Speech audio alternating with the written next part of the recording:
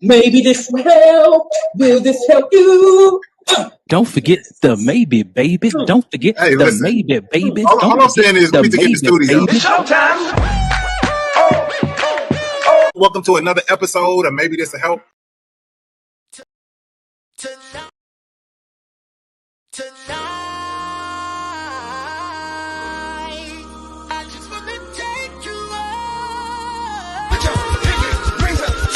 Don't forget the maybe, baby.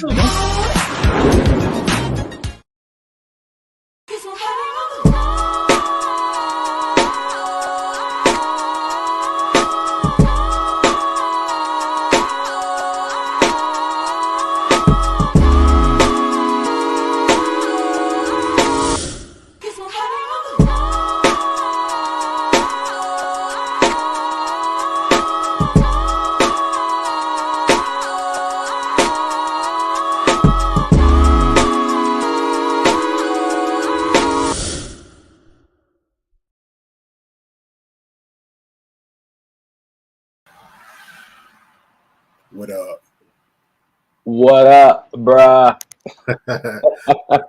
What's good? Yo, I need to know. See, this mic is gonna work halfway through it. I know it is, and I'm gonna have to switch over. But for now, this is what we doing, man. Now you coming in clear, bro.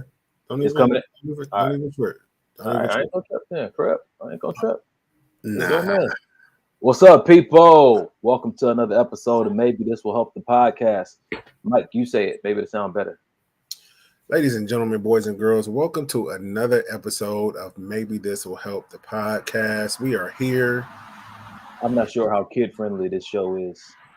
You said boys and girls.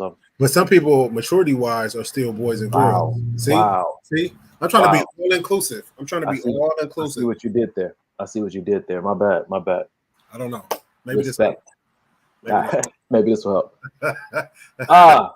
McJellin, what's popping? We see you out there. McJellin, Vicky, Delaney. You know what I'm saying to you? It's gonna be one of them nights. We got Vicky Delaney. What's LMT stand for? Mike, how well do you know? I feel like it's just Delaney. What does LMT stand for? That's it. She got initials in her name. I mean, she's important. She is a lost mouse. Wow. Transient. At least it's not the other trans, because I saw the way you was headed. I think it stands for "Let Me Touch." I'm not sure. You can let us know in the comments what the lawyer, Lord, meet my needs. I don't know. Listen, we're gonna figure it out a little bit. What's popping, Carrie? We see you. Oh, see, licensed massage therapist. Let me touch. Same thing. That's pretty good. I like to let me touch more because I mean that's technically what they do. Yeah, or let me break if you go to the right ones because they. Wow. But anyway, What's up, P. Diddley? Good to see you. Monique, what's popping? Yo, real quick, I just wanted to speak on last week. I know I put up some advertisements for us to do the show, and then we didn't do the show. But as per usual, when we don't do the shows because we out doing the stuff we talk about, we're gonna be doing on the show.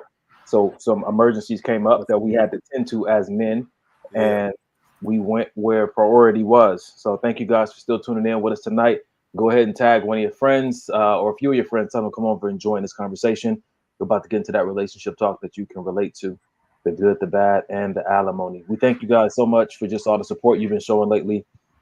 The way you've been sharing this video on social media and on Instagram. Mike's going to talk more about that during the halftime. But we're reaching, man. The podcast is reaching a lot of people.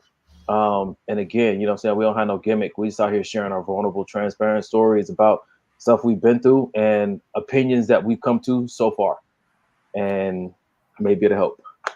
Yeah, and then like you said, that maybe this will help us so on point with this show because at the end of the day, like you said, we're not out here trying to not even really give advice. We more are sharing the things that have either worked for us or sharing the things that haven't worked for us. You know what I mean? And because a lot of my life has been trial and error. You know what I mean? Yeah. I thought this may have been the right way to go. Damn it, it wasn't. At least I have something to talk about now, and I can tell people, hey, I did that already. You may not want to, that kind of Well, thing. yeah, you may or may not want to do it anyway. It may work for you. That's cool. You know what I'm saying? But I think the main focus of the show is everything we say in hopes that it will help, because a lot of podcasts I see, especially we'll just talk about men's podcasts, or don't really talk about the things that we talk about. It's a lot of I don't know. I don't even know if I want to say it, but I feel like our podcast is different because it's coming from a place of sincerity. Like you said, it ain't a gimmick. We're not just doing it to try to say what we know the audience wants to hear so that we can get views, or so we can. It's legit. I feel like low key it'll be conversations that we would have whether we was on this show or not. You know what I mean? And I feel like that was the point behind why Carrie had the vision, is to kind of let people get an outside look of what guys who are in relationships, who have been married, who are single, and all have a good head, or for the most part, a good head on their shoulders, what those conversations look like. God-fearing men, you know what I mean, that may have done some regretful things in the past, but are trying to get on this new path to righteousness, and what that looks like in real time. I like it. I think that one of the reasons I love this podcast so much is because we heavy on the maybe. I think that this is a safe place because we're heavy on the maybe. We're not coming through, or at least I'm not trying to come through as a guru. I'm just trying to come through as a brother that wants to share his experience, and maybe you're like me and this can help you. Maybe you're not like me, but it can still help you. You know what I'm saying? What you do with this information is totally up to you. We just want to make sure we offer it to this generation. You know what I'm saying? Because you may not be a man of God, you may not be a Christian, you may not understand the foundation that we're coming from, but some of the principles still may apply to you. And lo and behold, you know what I'm saying, through your experience, you know what I'm saying, through what we say, you may find a new way. You may find the way. So to God be the glory. I found new ways, and I'm a damn host. Some stuff that you said, or Dub said, or Carrie Mayer said on the show made me kind of rethink the way I do things. You know what I mean? Because I don't think that any of us are above sound advice or wisdom. Hopefully we all still students, Yeah, the day I don't become a student is, I mean, I'm hanging around the wrong people. If I can't learn from the people, like the saying goes, you never want to be the smartest one in the room. Yeah, I don't want to be the smartest one in the room. I want to be able to learn from somebody. I mean, you've never had to worry about that, but I understand your point.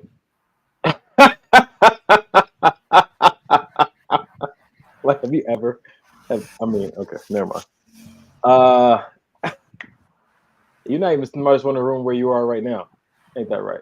No, that's right. 100%. 1,000%. 100%. 125%. All right, man. Well, let's get into this show tonight, man. You want to check in real quick, or? No. Mm-mm. Yeah, let's roll with it then, because I'm feeling good too. We got some stuff to talk about. Jump in the chat so we can see that you're here. If you got something of value to say, if you got something of value to say, we'll put it up on the screen, share it with everybody else. Remember, you sharing your comments are important, because sometimes it's what you say in the comments that people come back and watch the show later on that blesses them. What they said, what they saw that you said, not so much what we said. So make sure you participate. We love having live conversations because, yeah, that's just what it is. So I'm gonna start with a banger, man. I put this on my Facebook, my Instagram page, this video in its entirety, and we got a few videos like this tonight. So let's just start off like this. All right, y'all. What do women need to bring to the table? It's not just a man that needs to bring something to the table. We do too. And here's a list based on experience, research that I came up with. So take out your pen and paper. Let's get into it, family. Number 1, she needs to be nurturing, if she gonna be the mother of your kids and all. Number 2, capacity and willingness to respect you as a man. Number 3, to be understanding of most men's innate pressure to perform in order to provide for his family. To be understanding of that. The next one is not to add to that pressure. It's already heavy enough. Next is to be supportive. Strength of character, moral compass, God-fearing. Intelligent and competent. She's loyal. And last but not least, does not allow for outside voices to impact the dynamics of the relationship. All right. Yeah, so I had to write all those down because when at the video, if you see the dude who reposted it said that she nailed it, I think that she pretty much got everything that's foundational. Anything missing for you, Mike? You muted though. Oh, G, yeah. Want me to read it to you? You can go through them again, but I don't think anything was missed. But you could go through them again. So she said, nurturing, respectful, understand the pressure, doesn't add to the pressure, supportive, has good character, morals, intelligent, loyal, and doesn't let outside voices impact what y'all do in the relationship. Out of all those, bro, any of them stand out for you in particular? That's like the biggest one.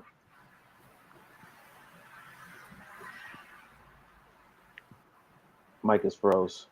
No, I'm not froze. Now I'm really thinking, because at some point in my life, all of those were very important, even if it was at different times. I'm trying to think which one now stands out the most. Uh-oh. Nope. What we got? No, do your thing, man. I got comments waiting when you're done. No, I'm just saying, for me, I think that they're all very important for a successful relationship, or I should say, things that I want to see in the person that I'm with. I don't think that anyone holds more merit necessarily than the other one. I got you. Well, I think for me they do.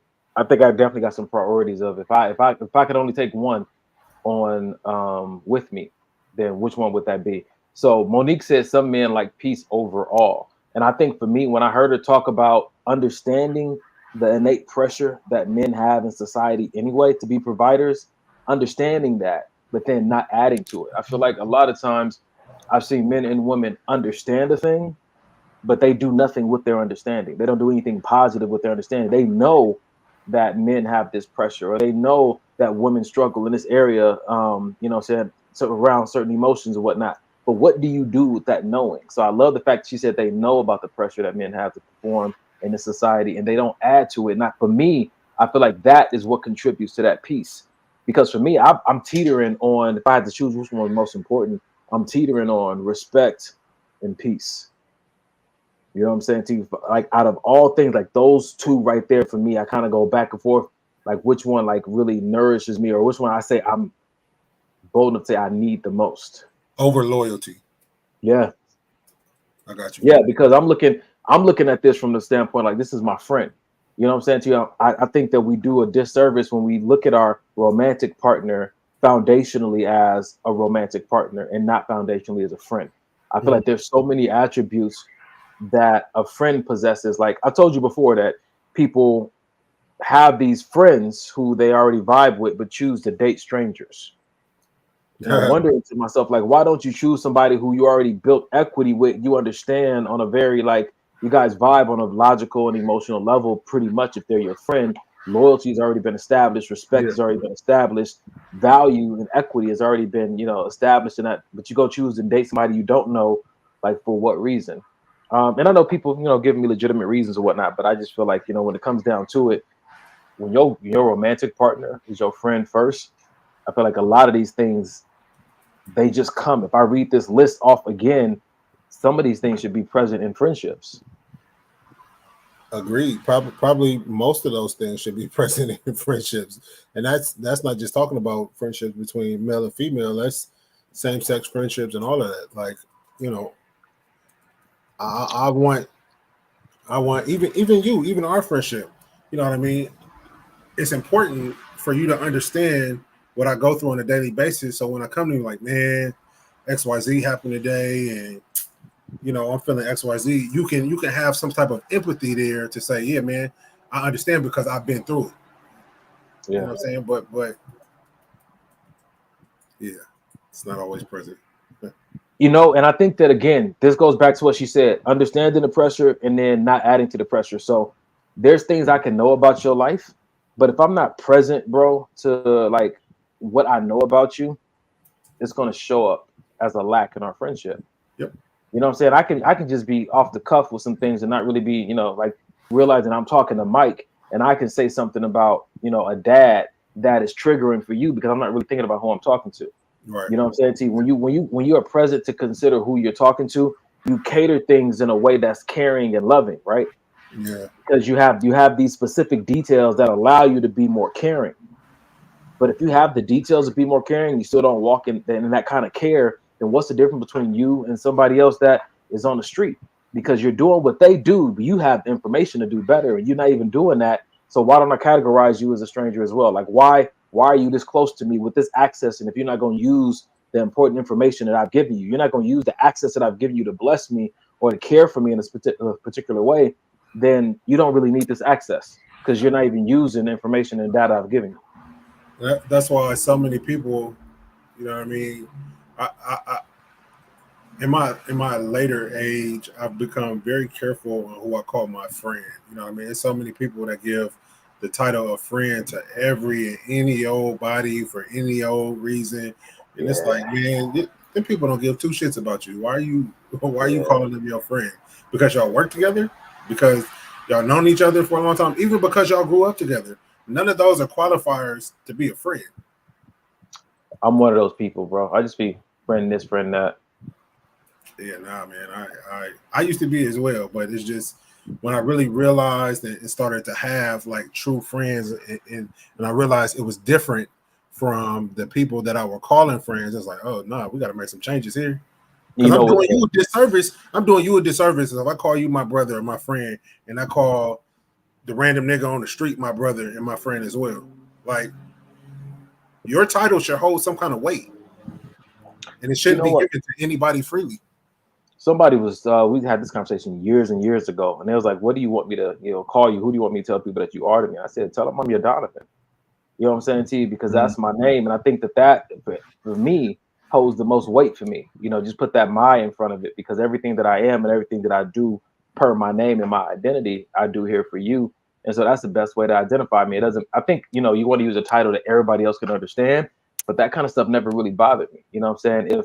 If that my friend, that's my best friend, that's like my brother, listen, I'm just your Donovan. You know what I'm saying? As long as me and you know what that mean, you know what I'm saying, then we good. But I know for other people, they want to have something different to ride with. So yeah, because I'm never going to introduce. We're not going to be out in a public setting, and I introduce you as this is my Donovan. Never going to do. That's fine. You know, if something bothers you about that, brother, you know what I'm saying, that's between you and the Lord. No, we're not gonna do that here on the show. Because you know damn well you would never introduce me as this is my Michael. This is my mic right here. No, that's not my mic. Okay. What if I make it sound like really fresh? No, that doesn't work for you. Try it. Try it. Yo, what's up, man? Yo, this is Jay. This is my mic right here. Nope. No, it's not working. Nope. This is my Michael. That's even worse. Okay, I figured it sounded bad when I said it. Yeah. All right. This is my brother.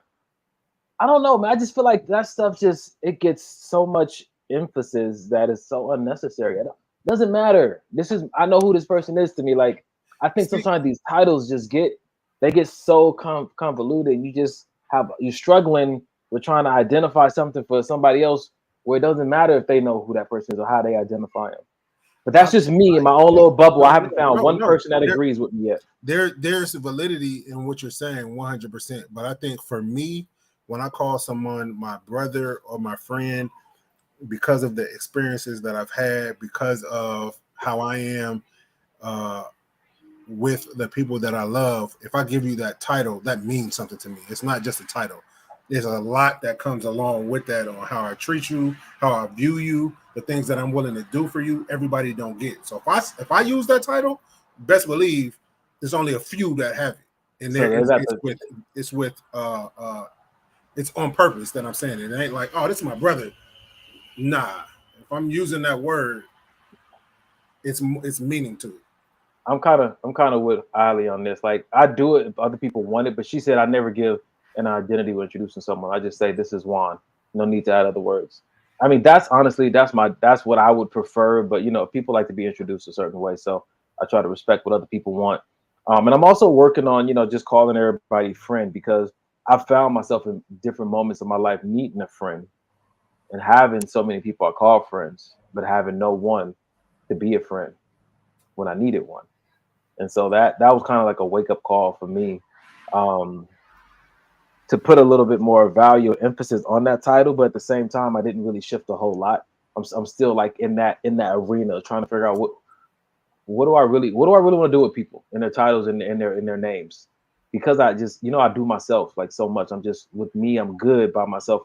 I kind of roll alone, and even like so with you and Jay, I'm trying to reach out to y'all more and incorporate that, and it's foreign to me, bro. It's foreign to me I can tell it's foreign, and that makes it even more foreign. It makes me not want to do it. You know what I'm saying to you? Like, nigga, fine. I mean, honestly, when I tell you my fallback game is still strong, and I don't know if that's from hurt. I don't know if that's just from.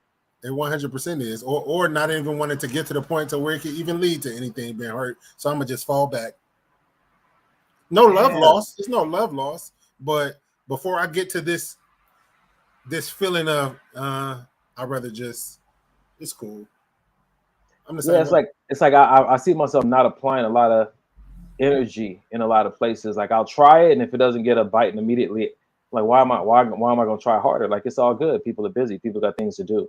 You know what I'm saying? It's like that with me also, like with like conflicts and confrontations. Like, up until last week, I was really a kind of person that would avoid conflict, but I had to change of heart and understand how necessary they are. But I don't like to argue so much so that at certain times I won't even say what I need.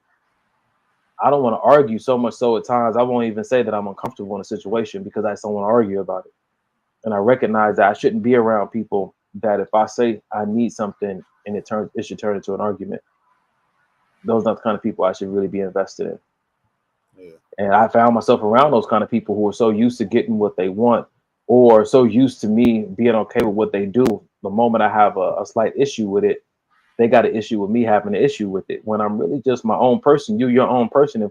If we can't share this space and our authenticity, then maybe we don't need to share this space. Yeah. We came a long way from what the women are bringing to the table, Mike. That's just the way the show goes, though. That is the way it goes sometimes.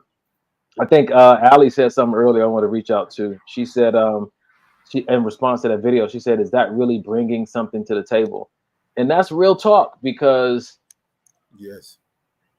Should it be? No, but is it? Yes. Okay.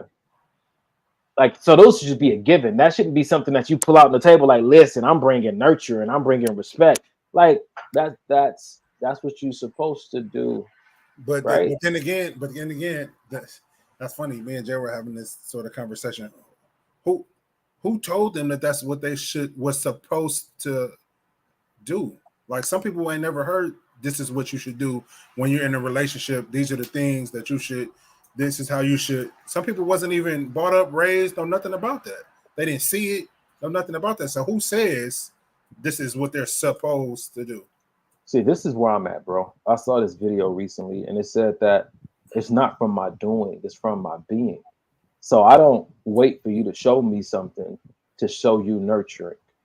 I nurture people because I'm a nurturer. It's who I am. It's in my being. I don't wait for you to do something respectful for me to show you respect. If you do something disrespectful, I'm still going to show you respect because I'm a respectful person. When I think that when I get into this idea of like transactional, if you do this, then I'll do this. I'm saying that my being is not consistent. If your doing can change what I'm going to do, then who am I? Who am I? Because my who I am should be the same regardless of what you're doing, right? Yeah, it should be. I just feel like, because naturally, I feel like I can be how can I say it? I don't want to say naturally I'm an angry person, but naturally my I've always been the type of person, we could maybe call it aggressive. I've always been the type of person where we're gonna go to Mike if we got a problem. If we need something handled, we're gonna go. That's who I've always been. So I don't think everybody's naturally is the same. Like you may naturally be a giver. That don't mean I'm naturally a giver. So like it goes back to what I said. So for those people who are not naturally this way, then who's to show them that this is how they should be in these type of relationships? I think that people use the should word. They're trying to calculate or put together an equation for an outcome. Like they say, you should communicate your feelings if you want a healthy relationship. So I think the should comes from, it's like a guiding tool to get people to a specific end. So depending on what end you want to get to, this is how you should be. I think that's where the should comes in at. Like women should, nurture and respect their men. Men should protect and provide for their women. If you want to have a healthy, if you want to be a power couple, if you want to have a healthy, prosperous relationship. I think that outside of what you want your outcomes to be, who are you? Your being comes from your choosing. You're going to choose who you are.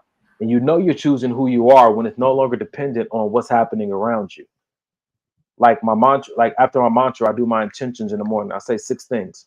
I say, I'm patient, I'm kind, I'm disciplined, I'm generous, I'm faithful, I'm the light. I say that every morning, well, almost every morning, all 6 of those. And I never say, if people treat me right, if they show up a certain way, if it's sunny outside today, if there's no traffic. When I say I am, I'm saying that's who I am in every situation. And so that's my accountability to myself. That's how you know it's my character. That's how you know it's who I am.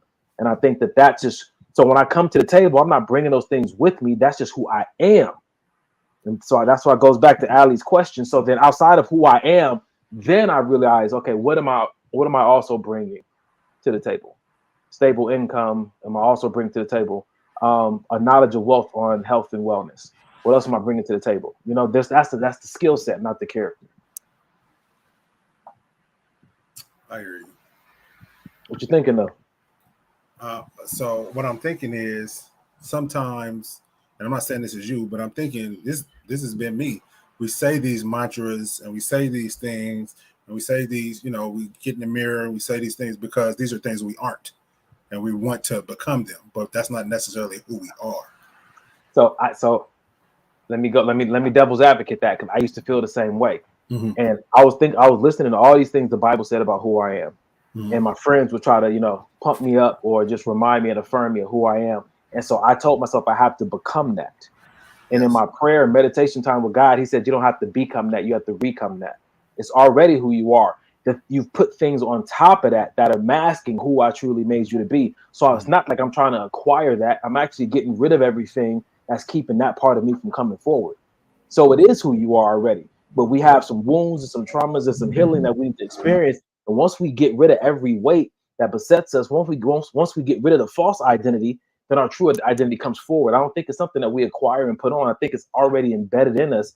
We just got to get rid of stuff that doesn't belong to us, the ideas and the beliefs that don't belong to us. And then who we truly have been this whole time comes forward.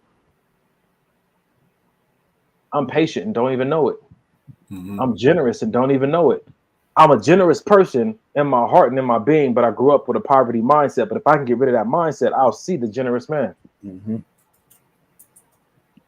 I'm a loving person. But if I can get over the fact that my father wasn't there for me and get that aggression off me, that love can come forward. Yeah.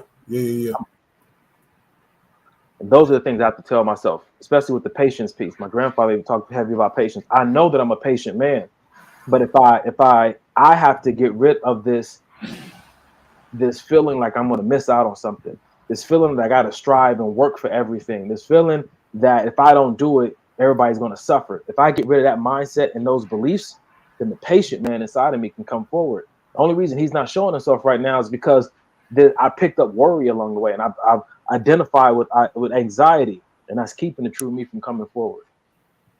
Yeah, that's good. That's good. All right.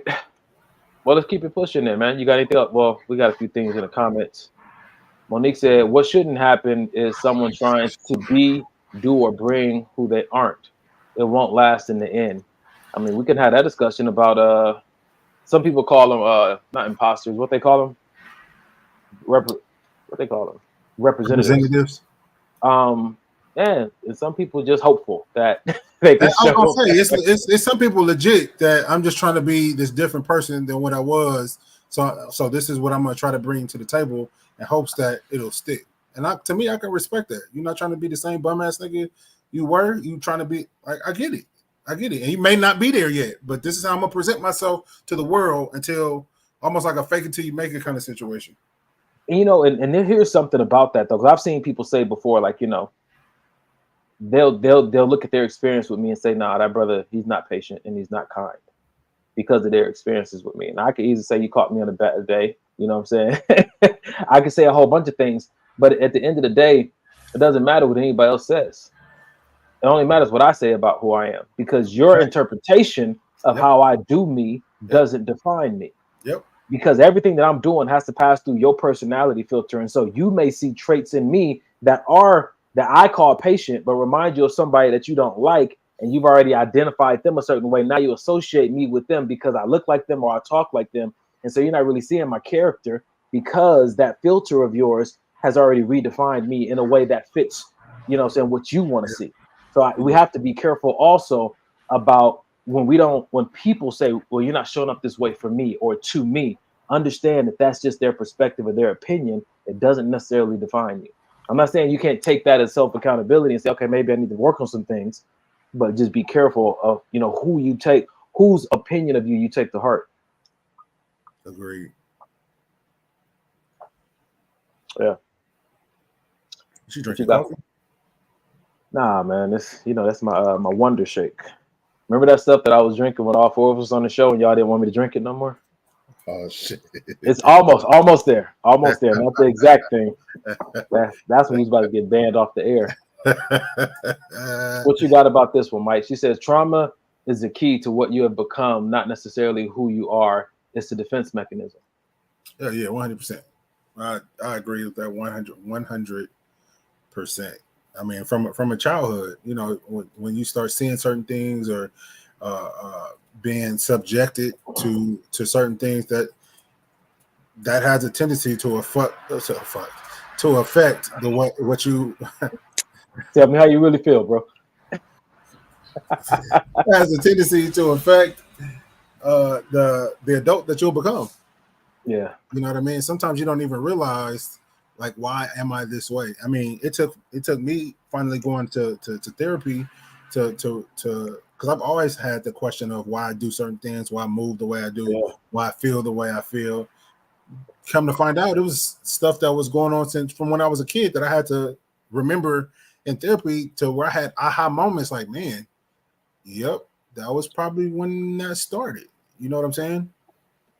I love what is Barakai. I love what she says about it's a defense mechanism. Bacardi. I love how she said it because honestly, a lot of times you'll find that you're still trying to survive. That trauma that happened to you at 5 or 12 or 32, like you don't feel safe. You still don't feel safe. You'll see adults doing this, especially I found this. Yep. But little Cardi B. You'll find adults doing this in I'm about to call it entrepreneurship in the corporate world, right? Yeah. They behave totally different at work than they do at home. A lot of times I've recognized from past experiences they've had with certain bosses. Yeah. And I don't think people really talk about or highlight enough that workplace trauma that people experience that really impacts how they do their work life. That's why people are willing to work the extra hours or, do the overtime for no pay, or, the way they have these illnesses that are manifested in their body because they have to show up here because this provides a check for them. But it's so many things, like they're just trying to survive, and they've normalized a lot of toxic things. They accept a lot of behavior. They accept people to speak to them a certain way. You know what I'm saying? These are all choices that we're making day in and day out because they're trying to survive. And so sometimes those defense mechanisms do more harm than good. A lot of times I'd even say, like, it feels good in the moment, but I think it has some long-term damage when you start to really try to build solid relationships, because a lot of that stuff you end up taking into these new solid relationships that you're trying to build, and it's hard to now you've made the friends or you've gotten into the romantic relationship, and now it's all of a sudden like, damn, this person is not like all the rest. Now let me try to see how I can start breaking down, taking off this armor that I've had on for years, and it's just like, when is it okay to take that armor off though, bro? Huh? When is it okay to take that armor off? That's an individual's call. Some people think that, oh, you know, I've been through a lot, but this is our second date and I like you, so I'm gonna take all the armor off right now. Some people, they get married and 10 years down the line, they still got the armor on. All right. All right. Well, I mean, we talked about that topic and a whole bunch of other things. So, you ready to move on to the next one? Yeah, let's go. Because it's in the same vein. So, so check this out. All right, let's talk about what women should be bringing to the table, since a lot of you guys don't know how this works. When my needs are met and I feel safe and secure in my relationship, that allows my feminine energy to come out. If a man treats me correctly, he can expect to be treated like a king. If a man's making me feel valued, I will make sure that he feels valued as well. All right, so let me break this down real quick. So we got a table, okay? And the man is bringing stuff to the table, as you described, and she's being served tea. What's tea? Tea is time, energy, and attention. She's feeling really good about herself. She's feeling happy. She's feeling secure. She's feeling provided for. And she's waiting to give back to him until she's fully taken care of. And he's getting nothing in return. So what happens? He leaves. He disappears. He's gone. Where is he, you might ask? He's anywhere else. He's over here just having a good time, living his best life, happily alone. She is not happy. She's like, what the hell happened? I don't understand. Where are all the good men at? I was almost ready to give him tea back. He just went and found someone else that would give him tea back. And they both give each other tea. And they're both super happy. And she didn't wait. She just, you know, gave the same amount of time, energy, and effort and attention that he was giving her without no terms and conditions. Your video said that you brought stuff to the table, and then you literally said you don't bring anything to the table. I really hope this helps. So make sure to follow me. I'm pretty funny. And yeah, you should go check that out too. All right, let's talk. Without no terms and conditions. She just decided to match where he was. Bruh. Talk about it, Mike. You got a lot of feelings about this. Nah, I've been in those type of relationships. I've heard of other people in those type of relationships where it's just like, you know, I've even heard women that I know, whether it's friends, family, exes, say, you know, if I heard a lot of ifs. It's always an if he does that, then I'll do this. If he does that, then so what if men or what if, I'm not saying for video's sake, what if men then said, if she does this, then I'll do this? Nobody would get nowhere, it seemed like, right? Because I have a prerequisite that the only way that I'll do XYZ for you is if you do XYZ for me. And you have the very same prerequisite. So basically nobody is getting nothing. It's like when you go for a job and they say you need experience. And it's like, well, I need a job to have the experience. And nobody will give me the job because all the jobs require experience. How am I supposed to get the job to get the experience if no one will give me the job? Right. I hear what you're saying. I think that when I listen to this video, the first thing she says, when my needs are met. And I can honestly see an innocence in that. And I can also see where it's become toxic over time if not put in the right parameters. There's one thing, I wrote this in my book, that someone needs to initiate. So going back to what you said, if we're both waiting, somebody should initiate. You know what I'm saying to you? And I think that it's all fine and dandy and appropriate, you know what I'm saying, where I come from, at least for a man to initiate. But what he said in that video is that she's waiting until she's totally filled up to finally respond with some time, energy, and attention. And I think that that's where a lot of people think that, oh, now this person's playing games because it's, you know, it's been a date or two or three or four, and people are like, well, you know, I have a 30-day rule, I have a 60-day rule. And one video that I saw, he said, what if guys had a 60-day rule that they're not spending any significant amount of money, or they're not spending any money on dates? Like if you guys hang out for 60 days, that you guys meet up and you talk, and everybody's paying their own way for 60 days. You know what I'm saying to you? And I think that when people stop doing what they don't want done to them, I think that the dating environment could be more enjoyable for people. You know, because if you recognize that I want to get in this relationship or I want to get in this dating experience to have my fantasies come true, but I don't want yours to come true. Yeah. No. You know, what are we doing here, man? Yeah, exactly. I like what Monique said. She said, what a man does not predicate what I give or what I do. And I think that should go vice versa. I'm not doing this. Like, what you do doesn't stop me from being the type of man that I am. If I'm a gentleman and I open the door for you, I say, hey, let me get the trash for me.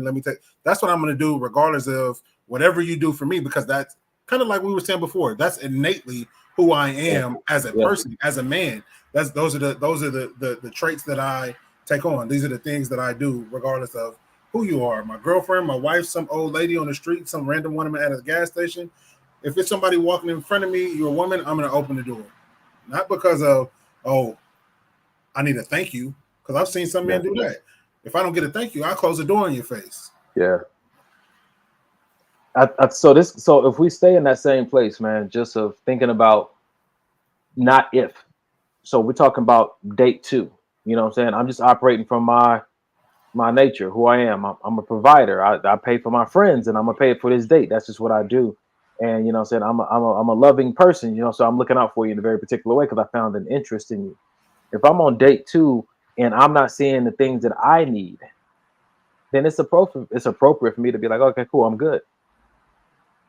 Or it's up to you what you do on day 2. But I feel like if this is somebody that you're actually interested in, I would have some communication is necessary. So here's the thing. Here's the thing about interest. Interest only lasts so long without evidence. Right? Interest means that you hope you're going to see a thing, that there's possibility of a thing being present within this person. But I'm only going to be interested in you for a limited amount of time to see if my interest produces any evidence. If I don't see any evidence that supports my interest, then what am I still doing there? We're on a second date. You said second date. I'm showing evidence.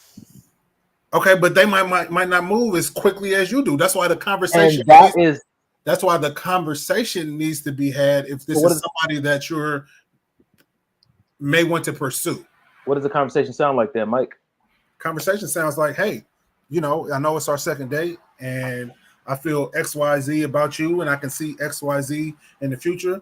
And I'm just wondering, because I'm not feeling like it's being reciprocated. Is this like you're not interested in me? Like, where do we? And it sounds odd, but a lot of people don't talk that way because it sounds like you sound like a creep. Like, it's only our second date. Why are you asking me? But at the end of the day, you're not gonna get your question answered if you don't ask it. The questions is answered with action sometimes. Nobody had to give me a pep talk to show up the way that I showed up. Donnie. Exactly. Everybody is not Donnie. Exactly. I mean, that's obvious. So the point is that I am looking looking for somebody to compliment who I am. So if this person needs a pep talk to show who they are, it's not a pep talk. It's not a pep talk. It's a question. Hey, communication. I need XYZ. Are you able to give it to me? If you are not able to give me XYZ, then let's go our separate ways. If you can, let's step it up. Hear me out. Why did I show up to the first and second date the way that I did? Because it's who I am. No, I disagree. You showed up to that second date because you saw something in the first date. It may be in a glimpse. It may have been let me go out again to see if that's a real, but it was something that made you come back for round 2. Okay. And so I'm interested in her. Is it okay to assume she's interested in me, or that's something I should ask before I even go on a date with her? I would ask. When do we get away from asking questions?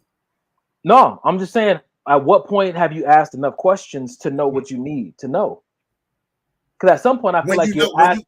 Go ahead. Sometimes I feel like we're asking questions we already know the answer to. That's all I'm saying. I love communication. I love questions, but sometimes it's right in front of you. You're looking right at it. See, I feel the exact opposite. I feel like you 100% disagree with what I just said. Not even a little bit. Understand where I'm coming from? No. I want to. I really do. I really do. And a lot of times I feel like we don't ask the questions because we feel like we already know the answer. And that answer can be dead ass wrong. But because in our own mind, well, I know the answer, so it's no need for me to ask. And you could have missed out on God's blessing because you was too whatever to really ask the question you needed to ask. Okay, I'll work with that. I'll work with that. And so, appropriate question is like, hey, we've been on 2 dates. Is this how you date people that you're interested in? That's perfect. Because now it lets her know, like, okay, yes. Or it could be like, oh, well, no, but I've been having some reservations because XYZ. Now more communication has started. Now you're getting more information about why this is going the way it's going. But this could be all Donnie. This is not going how Donnie wants it to go, the way Donnie is used to dating. So now it's a problem. You got long hair, so you're thinking like a woman now. Let me ask you a question. So in these situations, you're telling me that I have to ask a person to tell me you don't have to ask anything. I'm having these. No, I didn't finish though. Go ahead. Ask in order to get the data that I'm having reservations. Why is that information just being volunteered to me because we're dating? That's the way you would do it. Okay, exactly. So I'm seeing how this person dates. We're both, hey, I like you, you like me, we're interested, let's go out on a date. Everything you show me on a date is what you want me to see, or else you wouldn't be here. So, but and your thing is, because it's not going the way I want it to go, I'm not going to ask any questions. I'm not going to get any clarifying information. I'm going to just be out. No, that's the thing about it. I'm not expecting it to go a certain way. All I'm doing is looking at it and saying, okay, either I like this or I don't. Hold on. You're telling me you're going on dates not expecting them to go good? I'm not going. You said go the way. I'd like to be surprised. There are things that a person may do that I may not even know that I like. So Mike, you know me. You know that I'm kind of open to like, all right, let's see what happens. Yes, I go in blind sometimes. I'll go in like, let's just see what happens. But you would like the outcome of said date to be favorable. But I don't have a set outcome that I must see. It's not, but you would like it to be favorable. It don't have to be a set outcome. It don't have to be like, okay, I want us to kiss at the end of the night, or I want her to favorable. Say, I had a great time. You just would like anything in a favorable. Like, hey, no, that was not cool. even. It's not favorable because that's not giving the chance. That's not creating an environment for that person to be their authentic self. Dating doesn't mean that I want to be with you. Dating means I want to collect data. I am here to collect data. Favorable or not, I don't even know. Collect data if we don't ask questions, Donovan. If we just assume that, because she could be quiet, her mama may have died, and she could be quiet all night. And she should have canceled the date. Why you on a date? Your mama just died. That wasn't close. That wasn't close. That wasn't that close. What? Listen, brother. Listen. What? You don't want to go out with me. You wanted to go out with in the first place, brother. So this ain't a good time. This is not a good time. But listen, this is what I feel like you're doing. You're not holding people accountable to the commitments that they're making. If you're saying that's like somebody showing up to a job interview, they want this job, but they're not there putting their best foot forward. They're not there asking pertinent questions. They didn't show up dressed right. They didn't show up there like they're half asleep. They've been drinking. Like, you're here getting data and giving data. That's what the date is. You didn't come prepared for this. So see, and this is where, to me, how representatives get made.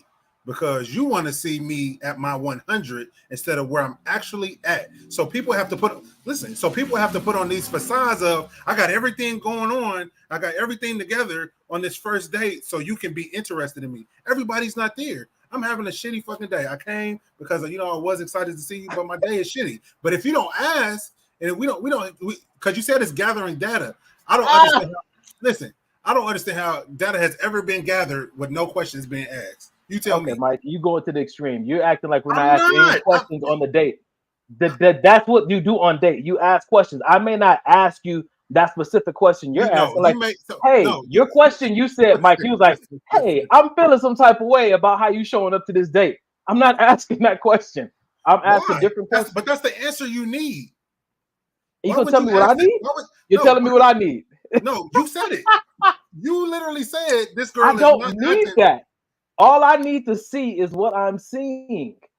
That's what I need to see. How many women do you think that you've missed out on that could have been great Mike, women? no one can answer that question. No one can answer that question because we don't know. You asked me what I think I missed out on. How do I know that? You wouldn't need to ask the question if you would have asked the question on the second date. But nobody knows what they missed out on. People choose their best path forward. When you go on a date, are we like, hey, you want a date? You want to go on a date? Yeah. What are we agreeing to? What is this we're about to do? We're about to go on a date. That means, what does that mean to you? I'm going to see what that means to you. I'm gonna ask you questions. This like some people who go to the movies on the first date. When do you get to talk? That's how they date. This is why a lot of people end up falling in love with people's representatives, because they go by these actions when the actions is all fake.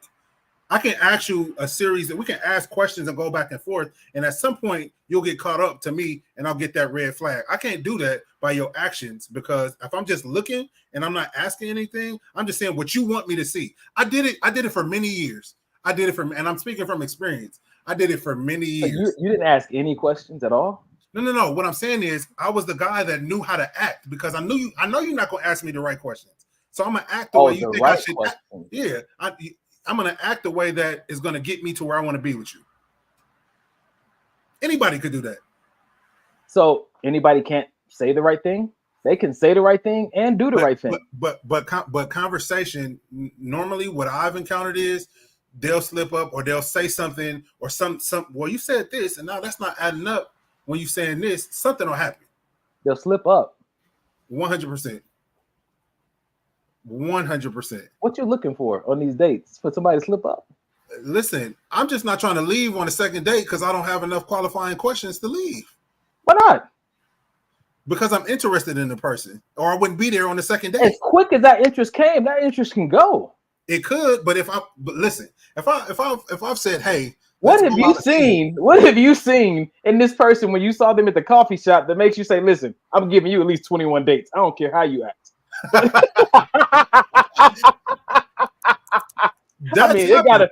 She gotta be curvy for you to be like, listen, not at all. You get at least 21. I'm paying for 21 meals, 17 concerts, and 3 gondola rides.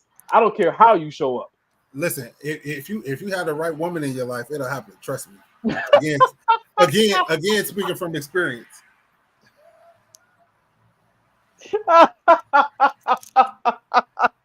Let's get back to the main point. The main point was if you're going on that second date, if you're going on that second date, you're there for a reason.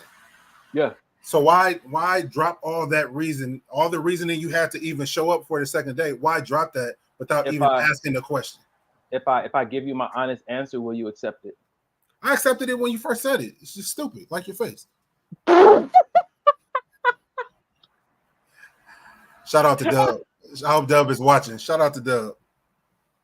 Your brother's face. It's just stupid, like your face. I gave you my answer, man. That's all I got. I'm not even. You said I told you that I would believe it, but I still don't believe it. And that's the thing, man. People ain't gonna believe half the stuff you say. You're asking me questions. I'm giving you answers. You're advocating for questions, and I'm giving you my answers, and you still don't believe it. Only because I've seen firsthand. You see me walk away from things that I should have stayed in. No. I've seen you have questions about it. Serious questions where you didn't know whether to stay or go, and you didn't just go. You asked the person questions, and that's you guys had conversation about it. So you can't sit here and say I'm gonna just be out, because I've seen you not just be out. Questions are being asked, Mike. I never said I don't ask any questions. You're talking about if I see something I don't understand. Like a crazy person. You sound like a crazy person. And that's why I need somebody crazy. And see how it works? You see how this works? Oh, you knew I was crazy, and you've been on this podcast with me for at least 100 episodes. I did. And you've asked all the wrong questions, and you still here on this podcast with me. That's wild. All right. Your assessment of me if I'm crazy. What does that make you, Mike? Oh, you know about me. Listen, brother. Hey, It ain't no shit. Listen, 5150, brother. You ain't. They ain't even created a diagnosis for you yet. Man, sheesh. All I'm saying, bro, is that my mom taught me this. She said, when people show you who they are, believe them. All she said. So when people show you who they are, believe them. I respect the fact that you're more of a word-driven person. What are they saying to me? Some people are more action. They draw their conclusions, based on what people show them, not what they tell them. People are different. And I think I've just gotten like that in my older years, just really stopping to really assess what's been said, because people do crazy ass shit based off of emotion. Let's take road rage.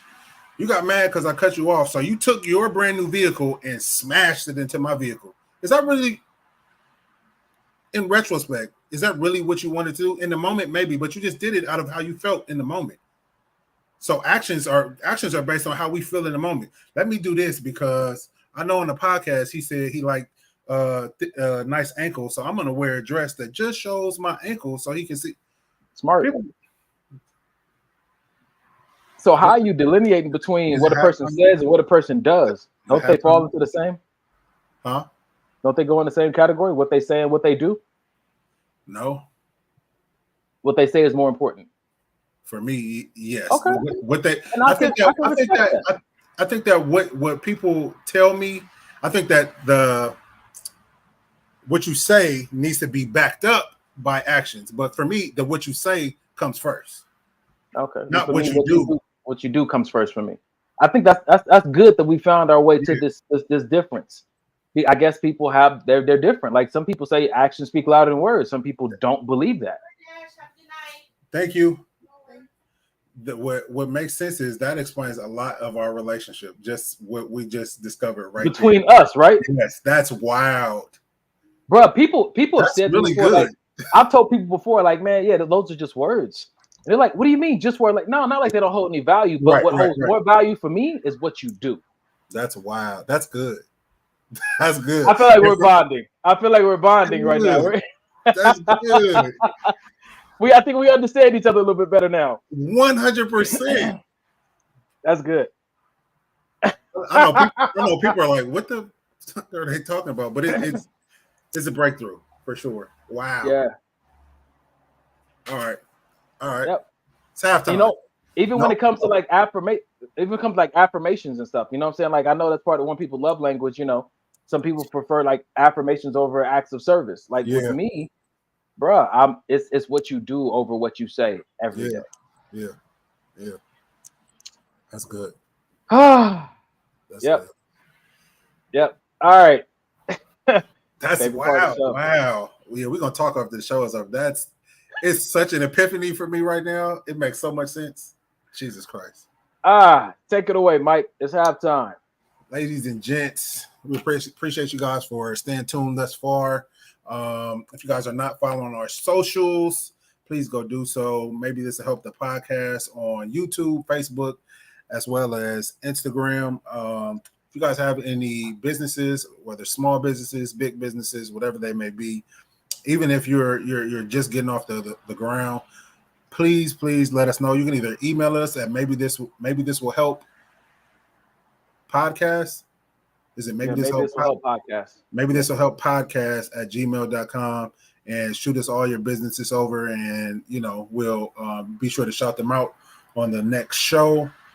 Also, man, real quick. So as me and Donnie said at the beginning of the show, we never set out to do this for any type of recognition, accolades, follows, likes, none of that. It's always just been, hey, if nobody else is receiving from these shows that we're doing on Sundays, we know that we usually are getting some out of every single show.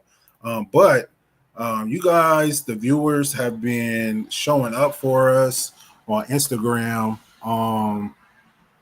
pretty much damn every day. I want to give you guys some stats real quick as far as where we started and to where we are. So 2 months ago, and I'm sure a lot of the OG viewers can attest to this. A few months ago, we were at about 350 followers on Maybe This Help.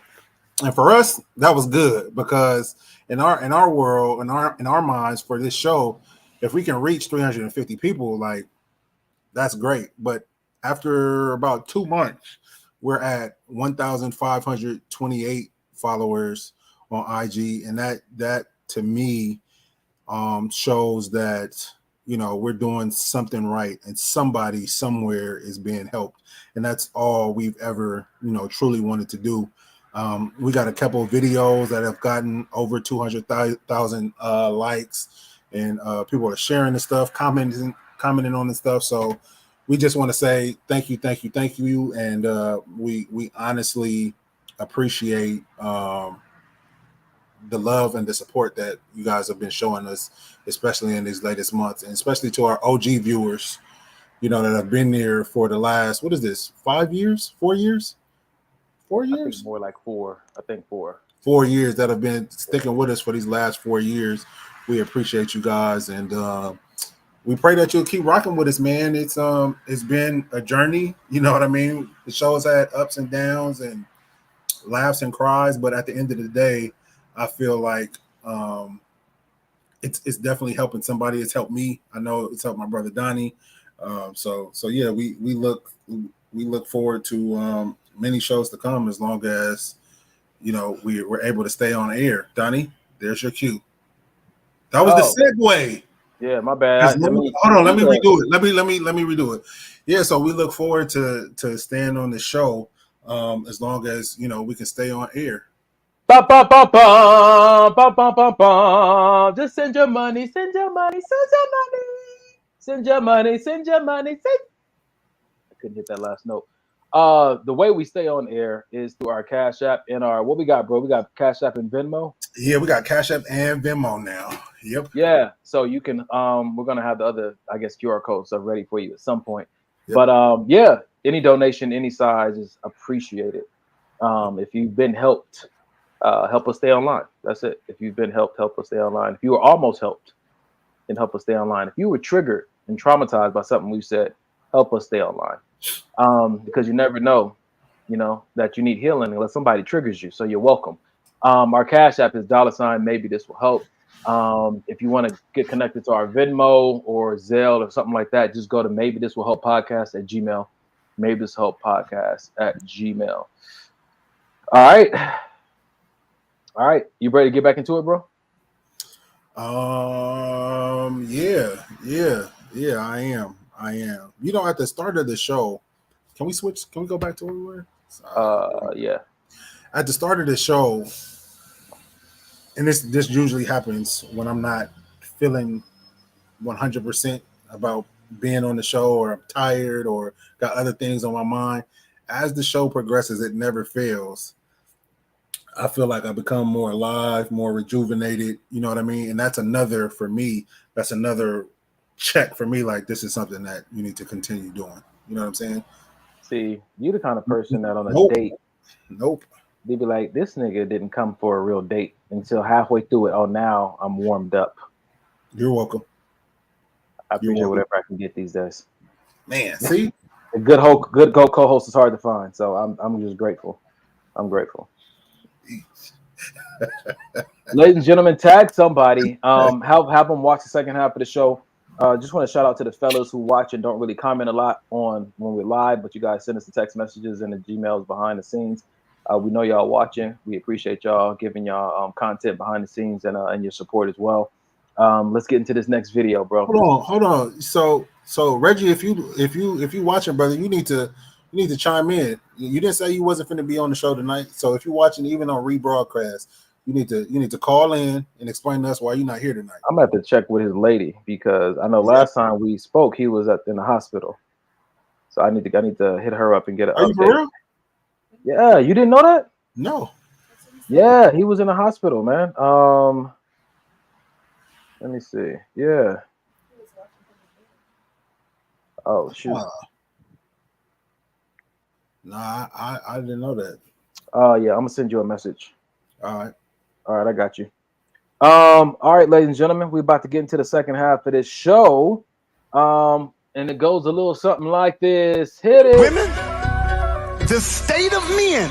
You know how you say it ain't no good men? Okay, that's fine. It's your fault though. Yeah, I said it because you keep giving them passes when they ain't worth nothing. So if you marry them and they ain't worth nothing, why would they become anything better? I don't care. They didn't have a job, you slept with them. That's your fault. They weren't taking care of their other children, and you thought they were gonna take care of your baby? That's your. They're not gonna become better if you give them your. I ain't just sure. Why become better when I'm already getting what I want?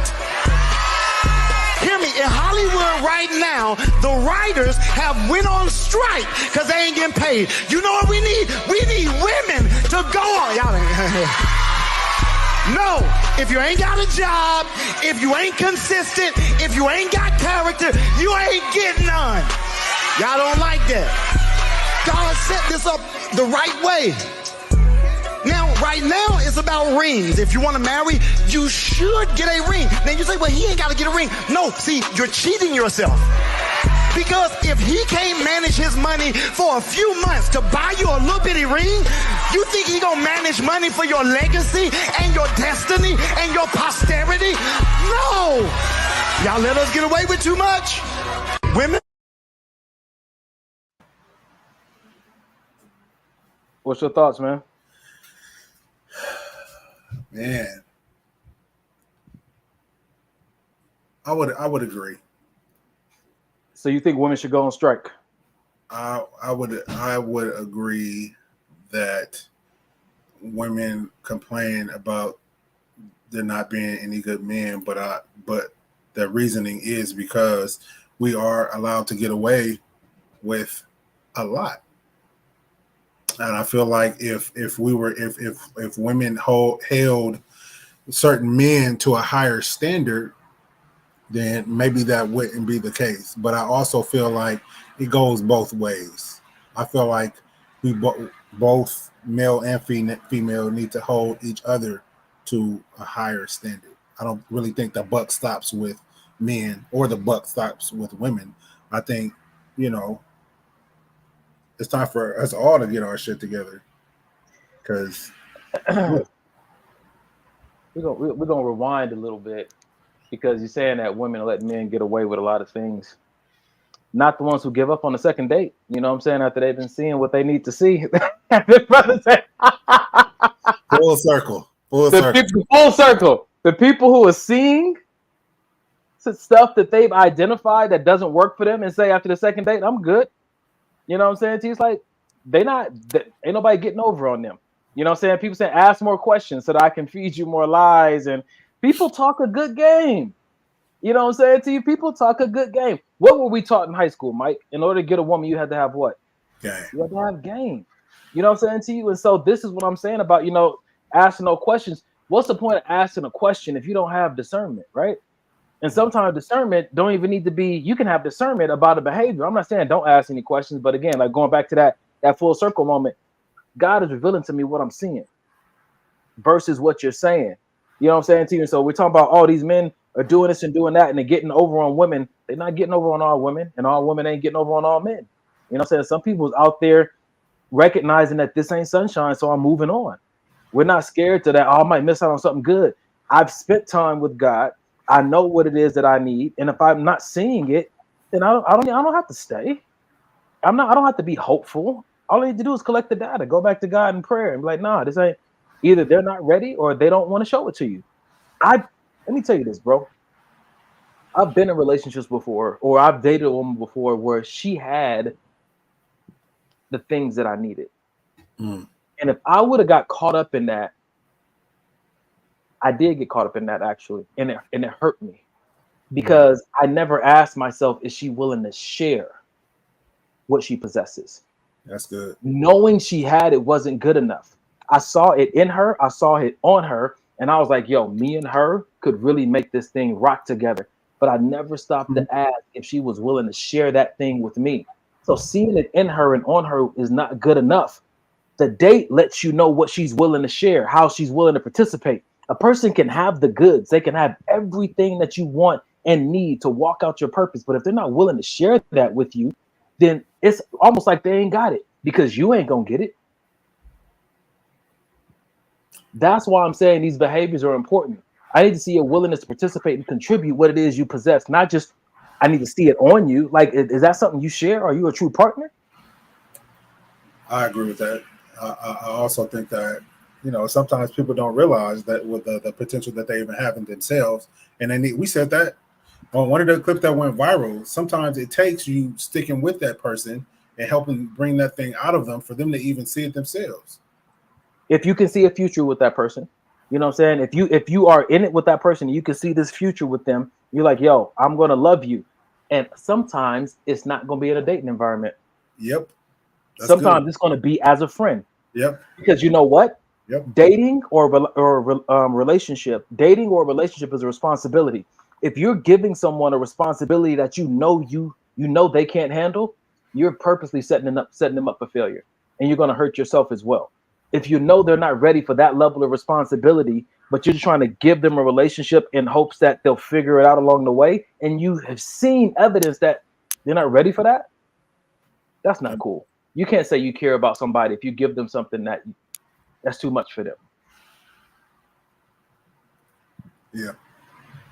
Some people, this is my thing. People can have great character. It's almost like with basketball, right? People can have like just you're athletic, you have athleticism, but has anybody taught you how to play the game? That's different. People have this great character, but who's taught you how to be in a relationship? Who's taught you? Who's groomed you? You know what I'm saying, to be a husband or to be a wife? Who's sat down and walked you through it? This is not something you innately know because you're a male, how to be a husband, or a wife because you're a woman. Like, somebody needs to teach you these things. It's one of the most important decisions you'll make in your life. We'll go to school to get a degree and everything else, but if you want to be married, you don't sit in a workshop once a month or twice a year. You don't read a book about this. You're not studying and watching podcasts or listening to maybe this will help to get some ideas in your mind about how I can do this in the best way possible.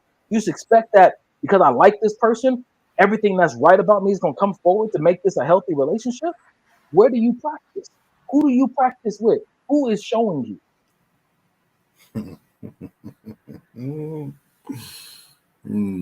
Because a lot of people, they like myself. I'm not no shade.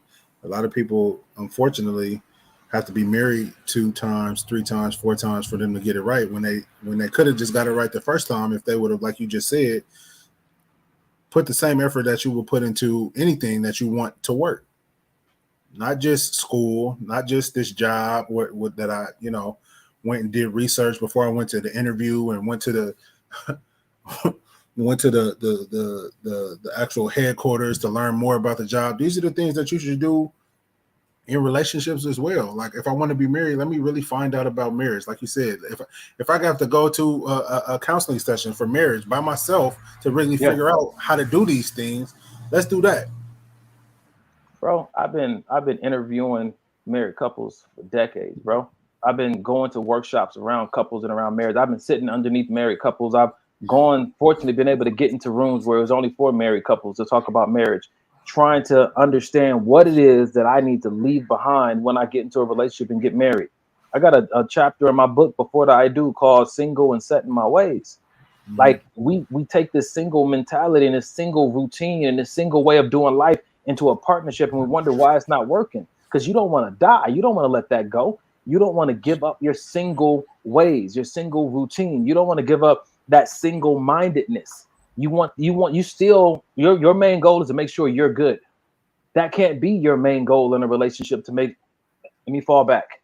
For some people, that's it. The relationship that I'm in and that I'm moving forward in, we ain't looking for our best interests individually. Yep. We're actually looking for what it is that God wants to do with this thing. But if you're not willing to let go of everything that's ever meant something to you and put it at the altar, put it at God's feet and say, hey, do I still hold on to this or do I let this go? Then you're really not ready for the kind of partnership that I'm talking about. Mm-hmm. You may be ready to be a power couple. You may be ready to do some domestic partnership. You may be ready to be an Instagram influencer couple. But for what I'm looking for, that's why I know, the same way I know that she is for me, when I see her, I can know if she's not by the second date.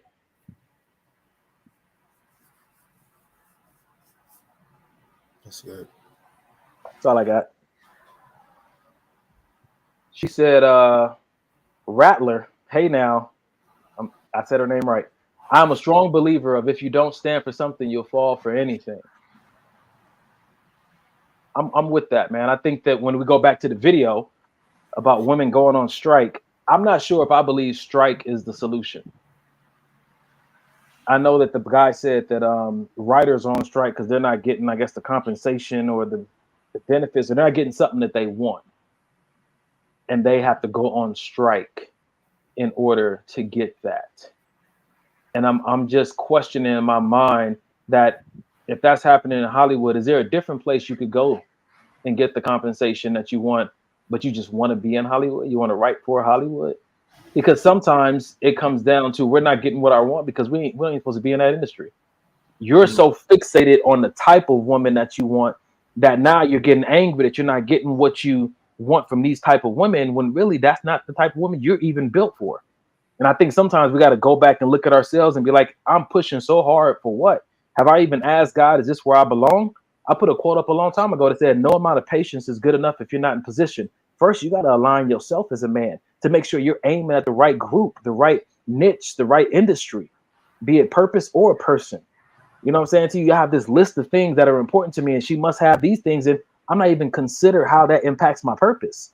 And so I'm about to go on strike because this industry and this type of man or this type of woman doesn't want me, when I really shouldn't even be aiming for them in the first place. I get that. Yeah, I get that. I still do think that people should be held to a higher standard. Okay. Yeah. Okay. I feel like if you are getting, hold on real quick.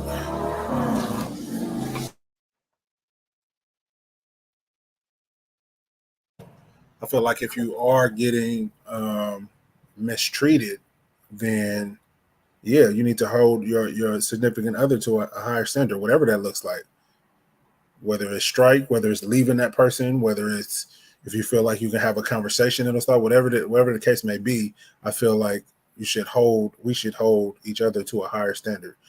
Janae should hold me to a higher standard. I should hold her to a higher standard. 100%. Are you holding people to a higher standard in the dating arena? I'm letting them know where I'm communicating what my standards are. So if you're not meeting those standards that I've communicated to you, that you've agreed to, then yeah, I'm going to say something about it. Like, hey, what happened? You remember we talked and we said X, Y, Z, and I'm seeing that that's not what that is. Is it too much for you? Do you think that, yeah. If this is somebody that I can see some type of future with, if it's just some old I didn't like you anyway type stuff. What is it, Mike? I know you're in a very flourishing relationship. But if you could answer this question, what is it that you needed to see to make you believe I can see a future with this person? Somebody that was really willing to get to know me outside of what the rest of the world sees, and seeing these things and really trying to understand what makes me tick, what makes me work, what makes me think the way that I do. Well, why did you choose this instead of that? And just really trying to get to know me to my core, not just on my surface. So asking more clarifying questions. Right. Got you. So is that why those questions are important to you? Yeah. But remember I said that's up to the individual. For you, not asking nothing, that may work. For me, if this is somebody that I'm going for, I got to know why this is going this way. You really heard me say, don't ask no questions. You heard me say that. I heard you say women are stupid. And these are the things I just heard you say. Why ask questions if that's how you hear? I think you should jump on the side with me and just trust behavior, because this is my whole thing. What's the point of, actually, this is a really good point, and it doesn't even apply to you. What's the point of being someone who values asking a question if you don't also value being an active listener? No, that's legit. That is so legit. Like you ask these questions, but you don't actively listen to what the person is saying. Yeah, and then that's a whole different. And 9 times out of 10, when people ask questions, they want the answer that they want, not necessarily your truth about what they asked. Just now, when I said you said that you shouldn't. When I say you said you shouldn't ask any questions, that ain't what you said. That is not what you said at all. And so a lot of times people, so you're saying this is where we fall in this category, asking questions.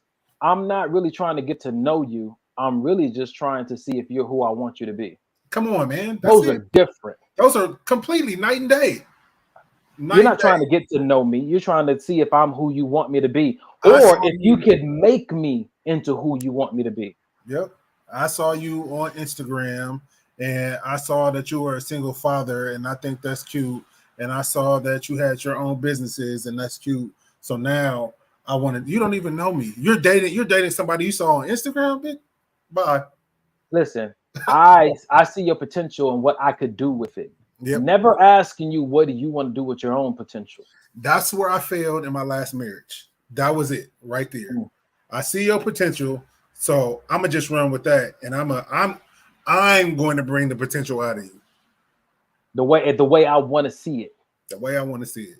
I'll tell you, one of the things that one of my biggest pet peeves that I really struggle with is emotional manipulation. Mm-hmm. And I think that a lot of times that's why words of affirmation don't hold that much weight with me, because I've been exposed to so much emotional manipulation that people know how to butter you up. And I've been known to be naive and oblivious to certain things. And you've said that to me, and I know it for myself. Aha, where you going, man? But I think this is why when I look at the behavior, it's something I feel more like I can trust. Just again, going back to my personal experience, that's why I didn't put you down for where you stand. But when you talk about like what's important to you, when you're dating somebody, what's important for me is for people to really want to get to know who I am. Because I've been in business and romantic relationships. I've been in the presence of people who see what I'm capable of. They see the gifts, they see the potential, and they see what I can make you into this star. I can make you into exactly who I see in my head. But that, come on, man, after a while, it's like, dude, like, do you really want to get to know who I am and what I want to do with me? And most times, from my experience, they don't care what you want to do with your potential. They don't care any ideas or vision you have. You could fit into my fairy tale at this job, in this relationship, for this project. I have a vision in my mind. You fit this character role. They're typecasting you. And that's just something for me that I no longer tolerate. Hey man, I'm gonna get real Eric on you for a second, and you could just say earmuffs if this is an offline conversation. Do you think that your previous employment of a male exotic dancer has anything to do with why words and affirmations don't hold as much weight? Because not only I'm sure you received all of the fake, words and people saying this, but you also sold a dream too that wasn't real. So now does that in turn have an effect on when you were actually dating and why? I said that before, or I heard that before. That don't mean shit. I'll tell you this, man. It wasn't the club. For me, it was church. That's good. Talk about it's so much of this speaking calling things that are not as though they were. There's so much of that being perverted that people aren't taking time to get to know you. All they are saying is what they believe you should be according to God's word. And so my manipulation, the thing I struggle with these words of affirmation didn't come from the club. It came from my experience with church. Because people are more real in the strip club than I've had experience. Not all of them, but a good part of my experience was like, y'all is fake. Fake and phony. But I see. I hear, but I see. And I think that most people who have any kind of church hurt is because they saw something that didn't match up with what they were hearing. And so which one were they going to trust?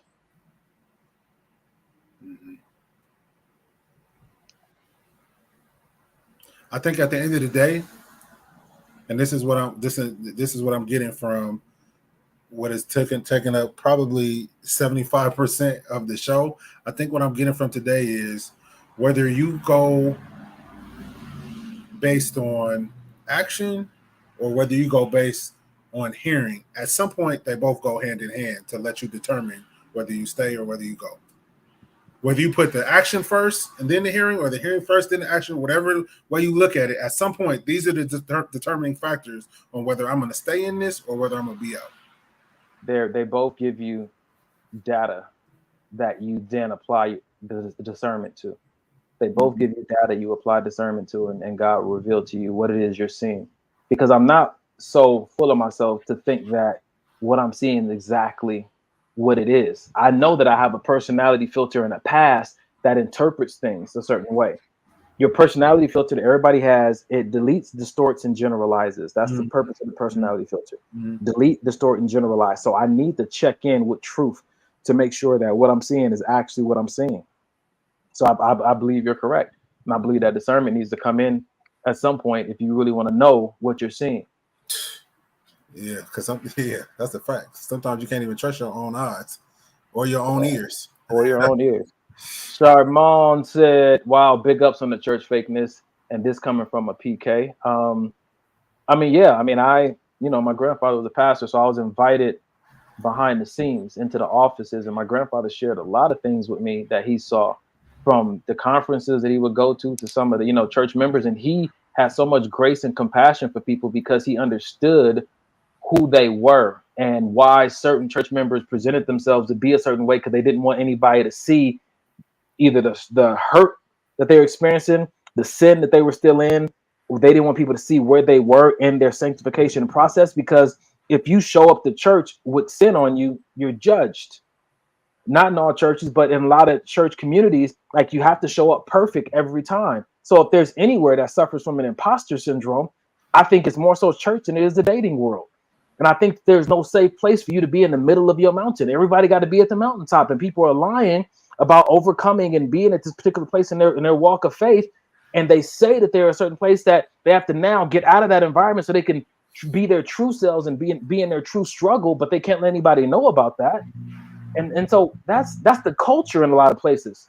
That's why I love when I find a church environment, a church community where the pastor is like so transparent and vulnerable about where he is.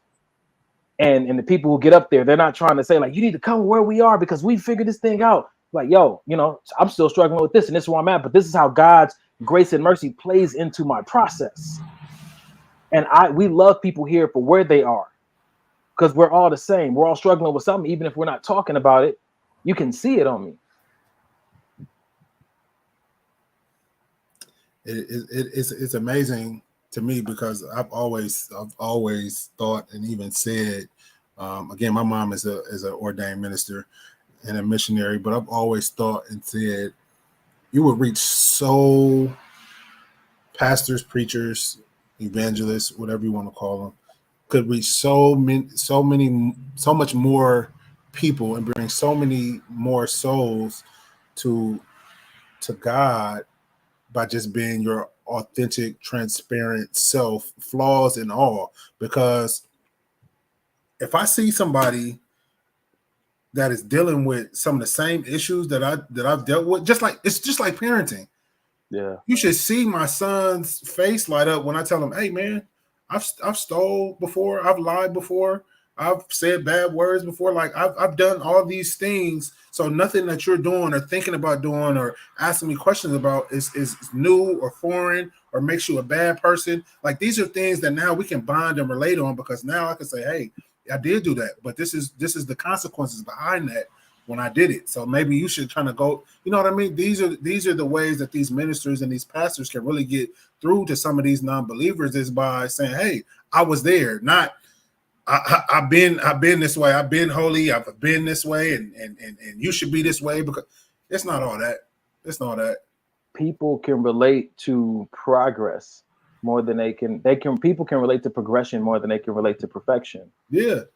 You know what I'm saying? I think that this is where the imposter syndrome sneaks in, because if you're in a culture and an environment where the only way to get a pedestal is to present yourself perfect.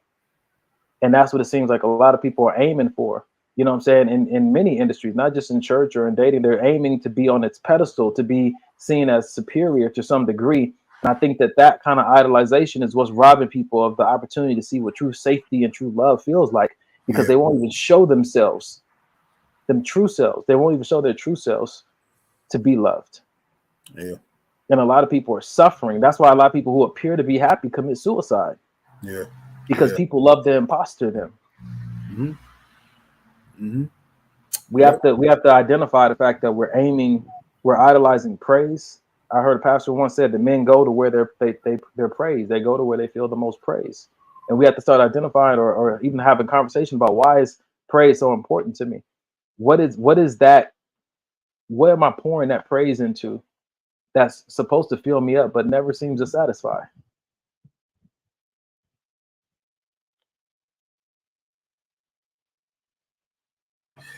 Yeah, I feel like at one point for me that was definitely true. And now that a lot of skeletons, since I've been in my relationship I'm in now, have fallen out of the closet, and it wasn't a tuck and run, when, to be honest, it probably should have been. Like, you have every right to tuck and run. Maybe if some of these skeletons would have fallen in your closet, maybe I would have tuck and ran, but you didn't. You stayed and you stayed and you stayed. So I think for me, that willing to see behind the veil and see behind the curtain is far outweighs getting praise from anything outside of that.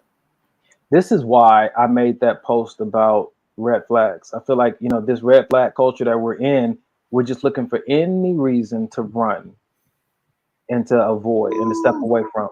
And that's why I told him that a red flag is just your psychological allergy to a person's behavior. It doesn't mean they're toxic. It doesn't mean that they're bad. It could be that, but just because somebody is a red flag to you, peanuts are a red flag for me. Does that mean we should, nobody should eat peanuts? Right. No, I have an allergy to that. And so there's certain psychological allergies we have to specific behaviors that people exhibit that cause them to be a red flag for us. But it's the behavior, it's not the person. Yeah. Yeah. I love this. I'm a firm believer in this as well. Bacardi said the testimonies are the best word and most relatable. I love when someone gets up and tells their story, and not just the one from 15 years ago. Last week. Yeah. Come on. Come on. Like, oh, you okay? That was the last time you struggled with something, huh? 15 years ago, huh? That's interesting. Man, I'll be like you one day.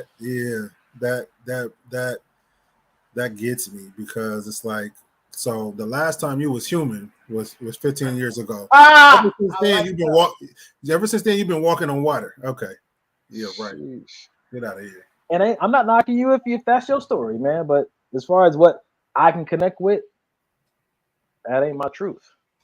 It's not, because we sin, we mess up daily.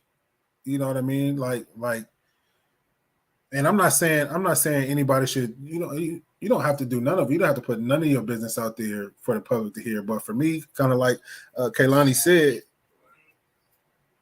the testimonies are that's what attracts me to pastors, preachers, whatever you want to call them, is how transparent are you willing to be with the people that you're calling your flock? Yeah. You're supposed to be a shepherd of God's people. Well, how much of you are you going to really let them see? Just enough to not get me canceled. Exactly. Let me see it all. Let me make my informed decision based on what I see, if I'm going to still follow you or not. The podcast. Don't trick me. Don't lie to me. Because when I find out.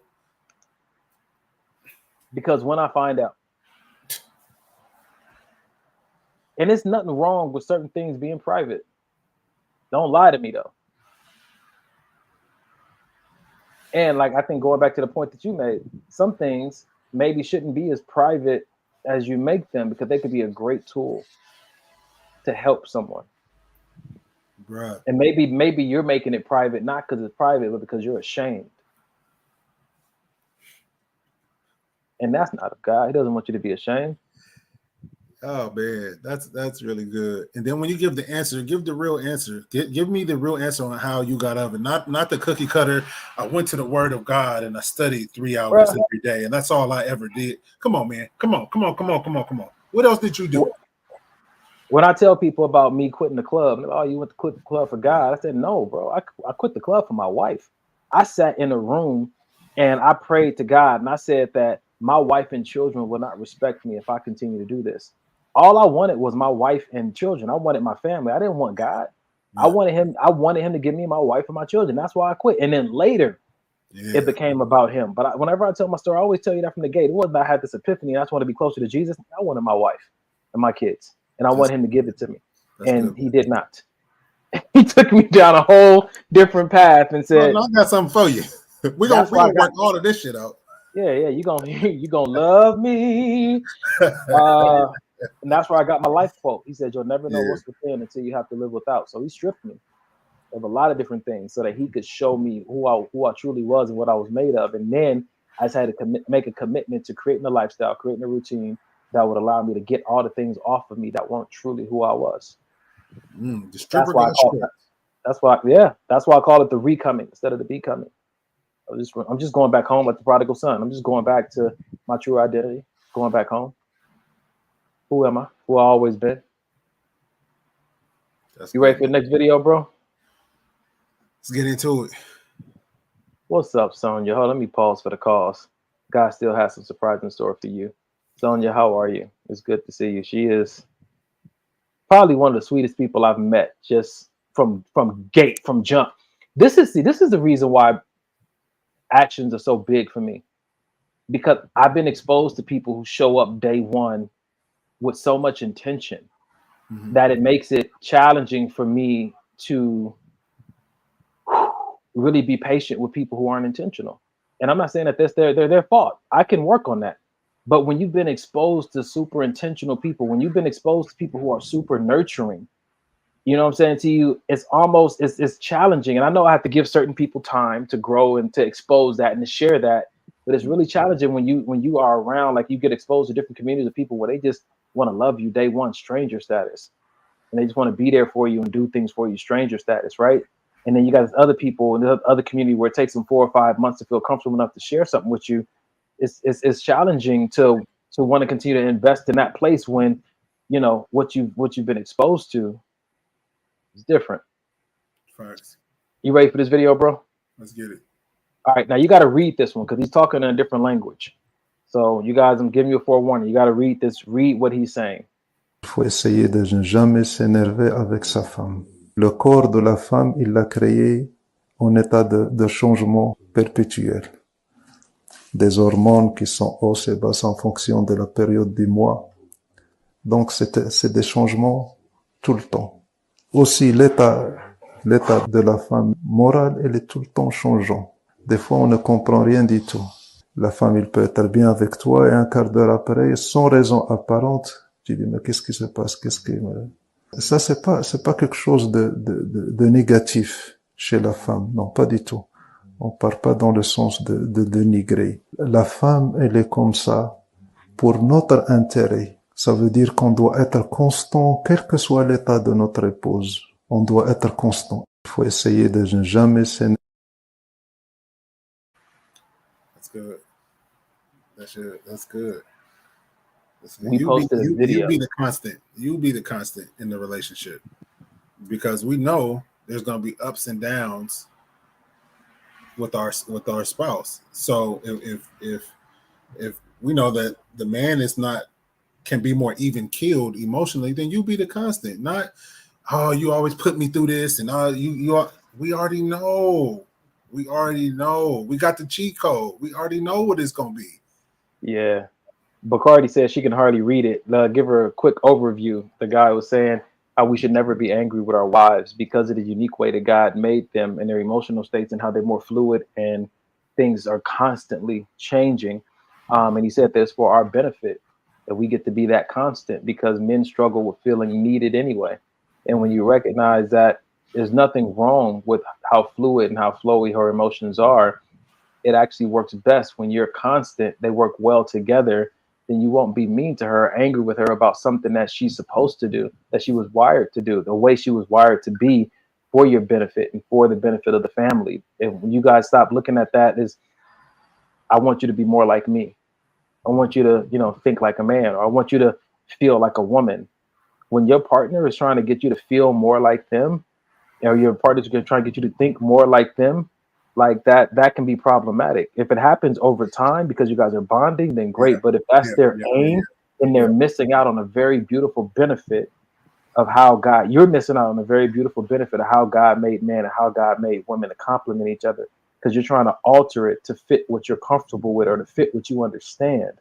And you're going to do yourself and your relationship a great disservice trying to make them into who you believe they should be or how they should be, missing out on an opportunity that gives you to stand in the fullness of your femininity or your masculinity because they're fully flowing in their nature. And I feel like it's no reason to really try to get your partner to feel or act the way you do, because I feel like, if you guys are flowing and on that same page the way you should be in a relationship, all of that's going to end up coming regardless of it all anyway. You know what I mean? Because, once you, I don't know. I just feel like, it's a lot of times Janae will do something, then I'll say, that's me. Or I'll do something and I'll say, dang, Janae does that. Or things of that nature. So if you guys are flowing the way you're supposed to be flowing anyway, it's no need for me to try to get her to see things my way or do things my way or none of that. Because, for instance, she didn't give two craps about a gun before we got together. Now it's... Exactly, but that's my point. And it's not because I pushed it on her or made her like, it's just once you love your partner, you love the things that they love. Give it time. I mean? Maybe not every single thing, but most, listen, it's wild. I don't know. It's a beautiful wild though. Yeah. And it's something that you benefit from when you stop trying to control it or you idolize understanding it. Exactly. Yep. Don't try to control it. The more you try to control it, I feel the more chaotic it may become because it don't want to be controlled. Yeah. And you trying to control it just makes things worse. Just allow things to flow. Allow. Be fluid in your relationships. Yep. I love that. Ali said, I love how you speak about Jay. It is truly inspiring and beautiful. Yeah. That's all y'all hear on the podcast. Wait till we get off. It's even more beautiful. I'm going to tell y'all firsthand. It's even more beautiful when she jumps into the frame and she's like, hi, Danny. What's up, Jay? And you know what? It's really because I just know what's going on behind the scenes and how God has really shown me what I actually didn't see that I actually had in the beginning. You know what I mean? Sometimes I'm serious. Sometimes you get in these relationships and you whether it's because of hurt, past trauma, your beliefs on relationship, whatever it may be, you get in these relationships and you treat it like any old other relationship and you miss that. No, this is the gift that God is giving you, and you treat it like you just found some trash on the street. Not saying, and just hypothetically, you treat it like trash on the street instead of like the gift from God. You know what I mean? And so it's just, that's how I try to view my relationship now is, okay, this is a gift. And, a certain thing, and like Donnie said, you got to die daily to flesh, and you got to die daily to thoughts and wanting to do certain things and all of this other stuff. But, when you get in your quiet time and you're able to pray, you're able to really see that, damn, God loves me enough that he sent me this person to live out the rest of my life with. And like that, for me, that's wild because a lot of times I feel undeserving for, whether it's my past or whether it's things that I've done or participated in or not participated in while I was in my relationship. But a lot of times I found myself feeling undeserving, but it's just like, God is like, nah, I mean, this is what I have set aside for you. You just have to make up in your mind to do right by it, So when I talk about Janae on the show, it's out of like legit admiration, and it's not like, oh, I just got the best girlfriend or the best fiance ever. It's not that. It's because I know that she shouldn't be here and she still is, and so I have to treat my relationship every day like that. Yeah, man. Well, ladies and gentlemen, you've heard it here first. I think that deserving part is huge. That dying to the self part is even huger. I think that those are struggles I can relate to. And I'll even say this part: the enemy will try to attack you in the area of fair. This is not fair, especially when it looks like you're the only one dying daily. He tries to get you to compare. The enemy wants you to idolize reciprocity. Yep. And once you allow God to redefine fair and restructure what fair means to you, and once you allow God to help you to understand how obedient trumps everything, obedience is what he's looking for. Even in what you would call unfair, unjust situations, he's still looking for obedience. That is where you find that blessed and prosperous life you're looking for, that blessed and prosperous relationship. If you just continue to obey and don't make your obedience dependent on if things are fair, because that goes back to what we talked about at the beginning of the show. Like, I'll do this if. No. Just be obedient and trust what God is telling you, because that's what you were created to do. You were created to be to glorify him and to worship him and to obey. That's what you were created for. So get rid of everything that's keeping you from doing that. Every what they called it earlier, man. I forgot what he called it in the earlier video, but he said every agenda or I can't think of the right word, but it was always contingent. Mm-hmm. Yep. Contingency. I'll do it when you'll activate my obedience once you do this. You'll activate my submission once you do this. You'll activate my respect once you do this. You'll activate my protection once you do this. That's a hard way to live. That's a hard relationship to be in with somebody. And that's super big. And what's crazy is I've come to take on that mentality, because Janae not feeling me every day. You know what I'm saying? But it's my job to like you just said, it's not contingent. My love for her and my willingness and want to be in this relationship is not contingent on how she feels about me today. I'm gonna still treat you with love and respect and kindness and do things to try to make you smile and do all these things, whether you feeling me today or not, and for the rest of your life, until you tell me you don't want it no more. And even then, I ain't going nowhere. So you stuck like Chuck. What do they call God's love, or call God? They say it's unconditional love. Yep. And I think that the more we try and strive to be more like God, we stop trying to do love and we just be it. We are it. And that way, no matter what's going on that day, I still am who I am. I'm made in his likeness, and I'm still a vessel of God's love, no matter what you're doing. He told me to love my enemies. He told me to pray for those who despitefully use me. How much more so should I do for the person I'm in relationship with, or the person that I say that I love? Yep. We got 2 minutes, man. I'm about to put another video up. Let's do it.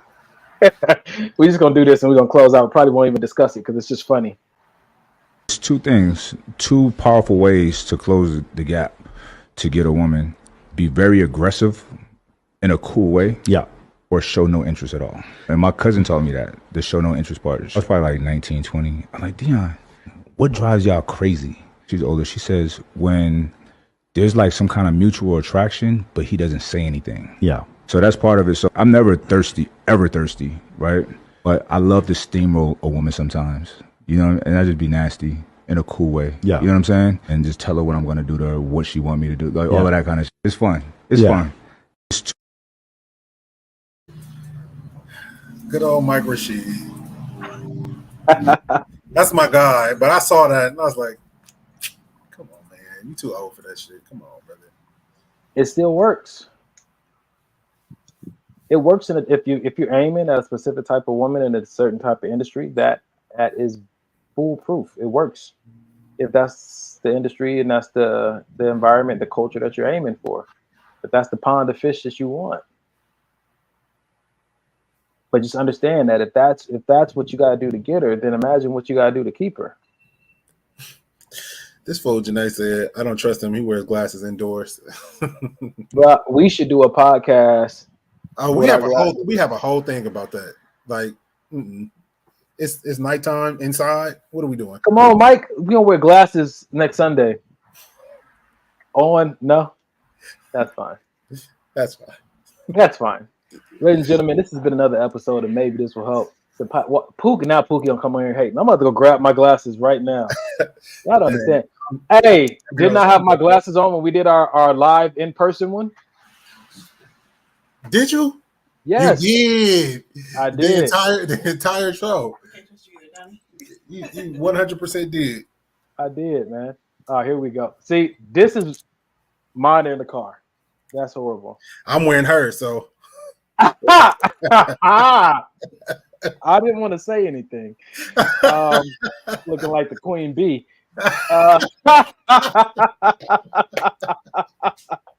Jesus.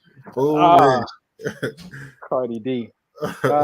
Look, she said, Cardi put hers on too. Where are my glasses, man? I gotta get my glasses. That's fine.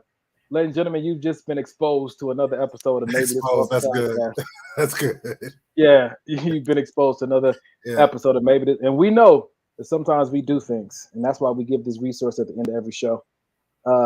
If you have been exposed to some things within yourself that got you a little uncomfortable right now, and you sitting with some emotions that are kind of heavy, or some thoughts and some memories, you were triggered by something, reach out. Don't try to sleep it away. Don't try to drink it away. Don't try to eat it away. Get on the phone and get connected to a resource that can help you identify what's going on and find a true path to wholeness. Find some some closure to some of those places and some healing. One or the other. You can reach out to this number 988. You can put that in your Google search. You can actually chat online with somebody as well to get connected to therapists, support group, counseling, whatever you may need, because you're having your own personal crisis. And if you're feeling some type of way, don't downplay it. Don't downplay it like, oh, it's no big deal. If you don't feel aligned and 100% like within yourself solid, reach out. You know what I'm saying? Just to connect with somebody. And you never know how helpful it can be to just find closure in one area of your life, and how that could affect every relationship that you have going on professionally and romantically. But you want to add something? Is that Denim? Yeah. D-Man, where you at, man? He's supposed to be in the bed. Why he ain't sleep? Where you at, man? Hold on. Wow. Yeah. Where'd you go? You want to say hello to the people or something? He ran to his room. Because he ain't supposed to be up. He got a trip coming up at the end of this month. Where you headed? Africa. Oh, that's right. Yeah. Dang, that's been a long time coming. Yeah, it's finally here. Finally. Yeah. You excited, man? Yeah, I am. Amen. Well, ladies and gentlemen, that's us for tonight. Thank you for everybody who contributed. Thank you, Bacardi. Thank you, Matt Ratelier, Pookie. No longer DTF, formerly known as DTF. We appreciate you. Jay, we thank you for just loving on Mike. Man, your love has definitely done a number in him, and so many people are benefiting. Right. You know what I'm saying? We can't dare say or take all the credit for the things that we do on this podcast without somehow mentioning the people that loved us into this headspace, into this heart space, that loved us when we felt like we didn't deserve it, to be courageous enough to be vulnerable on this podcast, to try to maybe help other people. Some people loved on us in such a powerful way that we saw fit to come on here and do this very vulnerable thing. So we thank you to all, and to all a good night. We're going to pray it out tonight. Going to say a special prayer for Reggie as well. Yeah, go ahead, bro. Father God, we thank you for another opportunity tonight just to share what we've experienced, Father God, in hopes that maybe it will help. We thank you that everyone who needed to hear something specifically heard it, and that as we turn off this podcast, that they will sit with that with you. Those who value words above actions and those who value actions above words, may they both be endowed with discernment to truly see what's happening in front of them. We thank you, Father God, that your desire and your heart's desire is to be with us in all situations, walking with us and guiding us. Help us to allow that. Help us to understand that you're standing at the door and knocking. May we let you in to areas where we feel like we figured it out, or areas where we might find ourselves ashamed. We thank you for the people who've loved on us. Help us to love people better. Help us simply just to love people better. Father God, if we're playing any games that are actually self-sabotaging and damaging the type of life we could be living, expose to us the games that we're playing. Help us just to trust you in a new way, Father God, to where we don't have to try to use manipulation or underlining tactics to try to get what you already have reserved for us. May we trust you in a new way.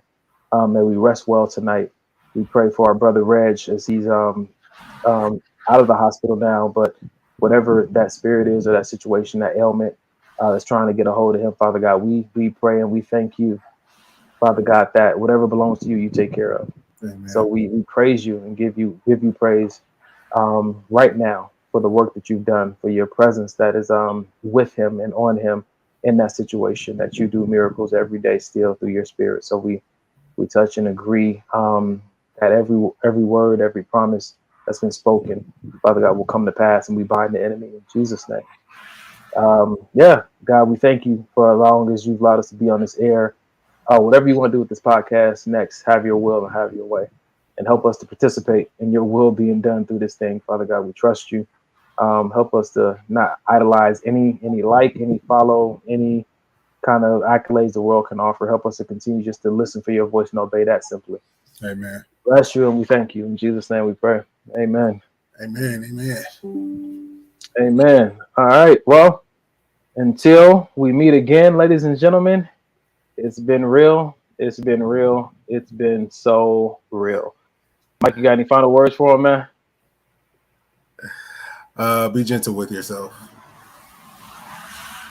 Respect. Yeah. That's it. 2 Chainz.